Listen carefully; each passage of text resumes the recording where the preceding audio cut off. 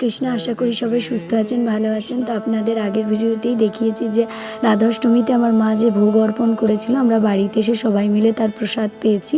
তো এইটা হচ্ছে এই সপ্তাহেরই শুক্রবার। তো এই সপ্তাহে সবাই মিলে আমরা মঙ্গল আরতির জন্য প্রস্তুত হয়ে গিয়েছি এবং এই যে ভগবানকে আপনারা দর্শন করে নিন। তো মঙ্গল আরতি কমপ্লিট করে আমরা তুলসী আরতি করি এবং তারপরে আমরা তুলসী পরিক্রমা করছিলাম সবাই মিলে। তো এই একটি দিন আমরা সবাই মিলে একসঙ্গে বসে জপ করি, মঙ্গল আরতি অ্যাটেন্ড করি। তো এই যে সবাই রয়েছি আমরা একসঙ্গে সবাই মিলে বসে এখানে জপ করছিলাম। তারপর আমাদের প্রিয় দাদু অর্থাৎ রঘুকুলনাথ প্রভু উনি আমাদের বাড়িতে এসেছিলেন। তো এখানে দুপুরে ভগবানকে ভোগ লাগিয়ে দিয়েছি আমি। তো তারপরে সন্ধ্যের দিকে দাদুকে নিয়ে আমরা এখানে মাম্পিদের বাড়ি, পম্পাদের বাড়ি ঘুরতে আসি।